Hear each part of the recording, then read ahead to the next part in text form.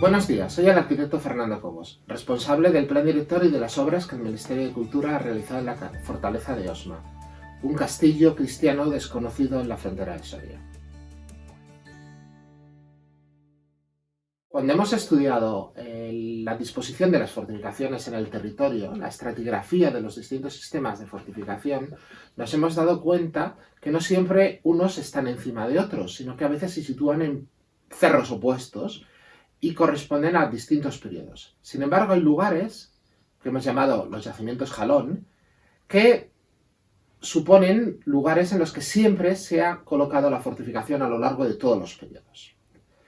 A principios del siglo X, la frontera del Duero, entre el Reino de León y el Califato de Córdoba, es posiblemente el lugar militarmente más intenso de toda Europa. Las batallas y los enfrentamientos entre el rey Ramiro II de León y el califa de Córdoba, Abderramán III, fueron famosos, y en esos enfrentamientos el castillo tuvo un protagonismo muy importante. Osma es la fortaleza que defiende Ramiro frente a Abderramán III. El califato contestará reforzando su fortaleza de Gormaz. Contestará años más tarde colocando atalayas que controlan y defienden el paso del territorio frente al propio castillo de Osma.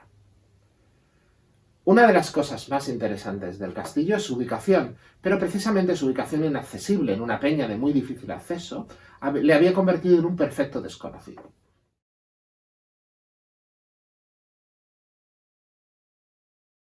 Fue a partir de 2006, con el plan director, cuando empezamos a releer el monumento, empezar a entender el verdadero valor y significado histórico que tenía la fortaleza. Fortaleza que había sido estudiada otras veces, pero que nunca había sido analizada desde un punto de vista completo. La estratigrafía arquitectónica del edificio documentó un castillo extraordinario que, sin embargo, guardaba algunas sorpresas. La principal y más interesante es que el castillo, lo que hoy conocíamos como castillo, se adosaba contra una estructura previa que había desaparecido. Había al menos dos torres anteriores a los restos que hoy teníamos que ya no estaban.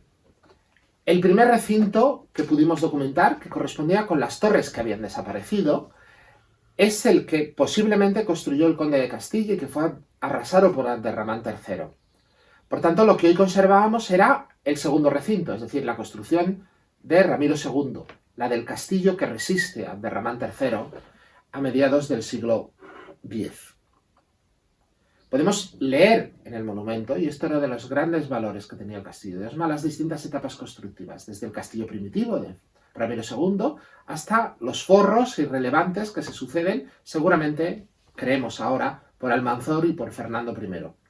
Una singularidad importante del castillo era la presencia de unas cámaras de tiros en la parte baja de los muros, donde aparecía una saetera con un canal de disparo especialmente diseñada para que los miles de arqueros musulmanes no pudieran invocar la defensa cristiana. Estas saeteras, tapadas en la Baja Edad Media, y que nosotros nos encontramos completamente ocultas, respondían a una tipología absolutamente extraña y original, y constituye uno de los elementos clave en el desarrollo y el entendimiento de una fortaleza que era, en su momento, el hito tecnológico de la defensa cristiana frente al Islam.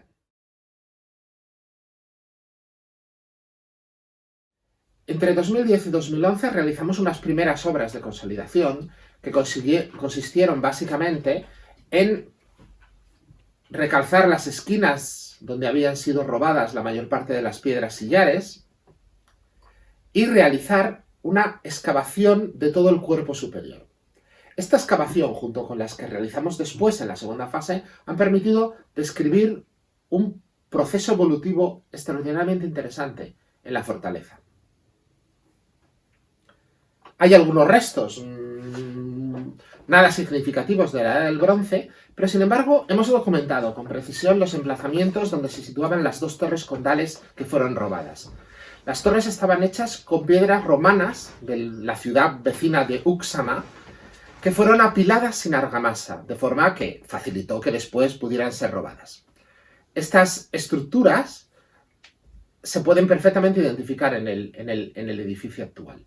También hemos documentado con precisión todo el sistema de construcción de la época de Ramiro Y la excavación permitió descubrir por el interior del castillo las bocas de las cámaras de tiro que habían sido tapadas en finales del siglo XIII, principios del siglo XIV, cuando evidentemente ya no eran útiles para enfrentarse a los inmensos ejércitos califales.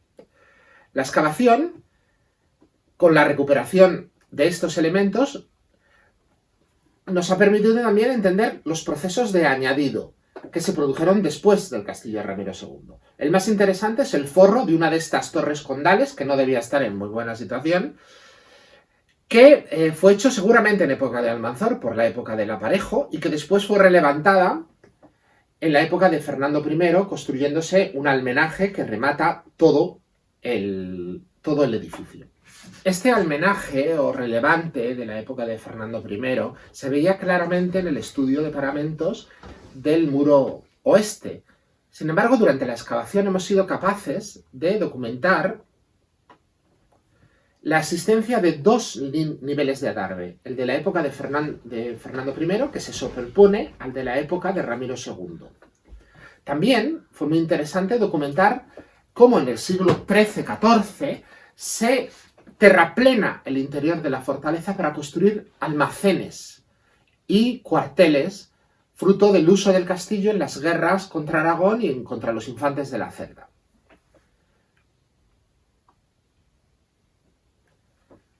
De esta forma, cuando uno entra ahora al castillo, puede pisar dos niveles de uso distinto. El de los almacenes del siglo XIV y el inferior que hemos excavado de las saeteras del siglo X. Dentro de los almacenes del siglo XIV se han documentado también un tipo muy interesante de construcción que también aparece en el vecino castillo de Gormaz, que son almacenes que en origen fueron de madera y que, sin ser desmontados, se forraron externamente de piedra, de forma que lo que conservamos ahora es el forro de piedra del almacén de madera y hemos perdido todas las maderas interiores. Se documentaron, tanto desde el punto de vista de los documentos de archivo como desde el punto de vista arqueológico, la presencia de unas minas preparadas para volar el castillo que se construyeron en el siglo XVIII, coincidiendo a principios del XVIII, coincidiendo con la Guerra de Sucesión Española.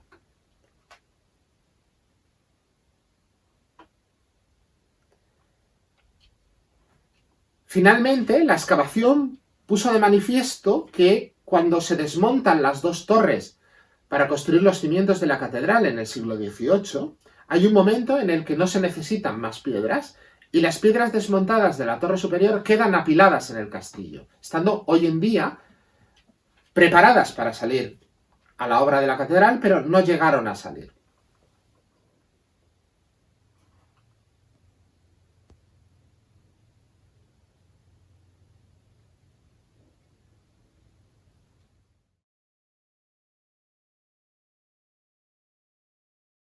Las obras ejecutadas entre 2017 y 2019 han consistido en la consolidación de los muros del recinto principal y la excavación y desescombro de los espacios interiores y consolidación de los muros de la barrera sur y de parte del tramo de la muralla urbana por el frente norte. La actuación, dividida en 4 áreas, ha dado resultados muy interesantes y muy distintos en cada una de ellas. En la barrera sur aparece una necrópolis plenomedieval. Suponemos que corresponde a los habitantes de la Puebla medieval de Osma, que se enterraran fuera del recinto amurallado, puesto que la barrera es una construcción del siglo XIV y es posterior al propio cementerio. También en la vertiente del río Avión ha aparecido un cuartel que se corresponde con los cuarteles construidos en las guerras de los siglos XIII y XIV. Sabemos que es un cuartel porque tenía en un extremo unas letrinas comunales. El desescombro de la barrera occidental ha supuesto quitar toneladas de tierra que tapaban los muros por el interior y que habían provocado el derrumbamiento de estos, ya que no podían resistir los empujes de las tierras. El desescombro ha ido añadido a la apertura de las salidas originales de agua, las atarjeas originales que sacaban el agua, de forma que el empuje del agua y de las tierras ha desaparecido. También se ha ejecutado la reposición de parte de los muros caídos, especialmente de aquellos muros que habían perdido el chapado exterior. En el cuerpo interior se han rematado las estructuras de fábrica, pero sin rehacer ni almenas, ni petos, ni ningún elemento formal. Con las puertas principales de la fortaleza teníamos un problema.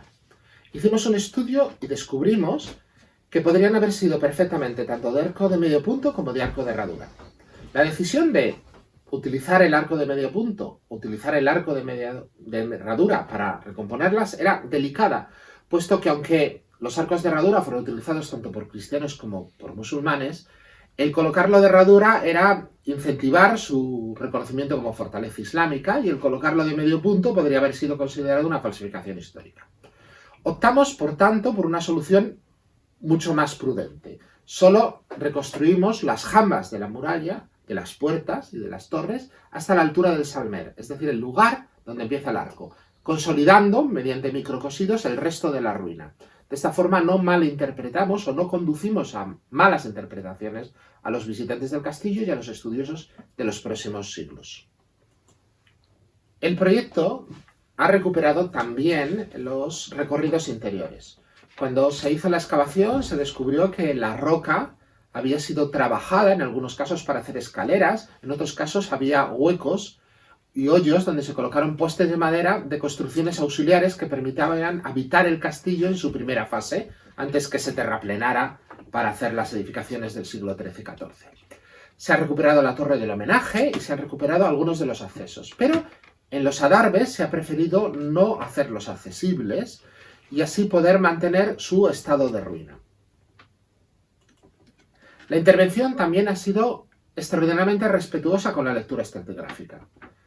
Los elementos principales de esta lectura han sido identificados, dibujados y respetados en el rejuntado de las fábricas, de forma que la lectura pueda seguir siendo posible después de la intervención. Otro aspecto interesante es qué hacer con la parte de los muros y las torres robadas, las que pertenecían a la fortaleza condal, las que eran de piedras romanas que se llevaron para el cimiento de la catedral. Allí se optó por recomponer su traza con una estructura de madera que sirviera no solo para cerrar el castillo, sino para permitir entender ese lugar como parte del sistema defensivo.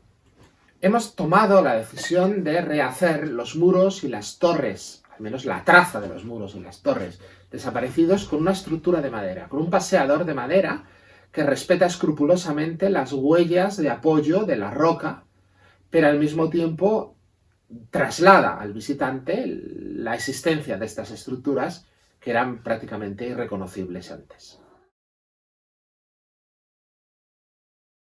La intervención final ha conseguido que el castillo conserve todos sus valores documentales, pero al mismo tiempo el visitante podrá entenderlos y comprenderlos, junto con una señalización que se ha colocado explicándolos, y entender también la enorme trascendencia que la historia de esta fortaleza tiene para comprender la Reconquista española en un periodo tan crucial como el siglo X.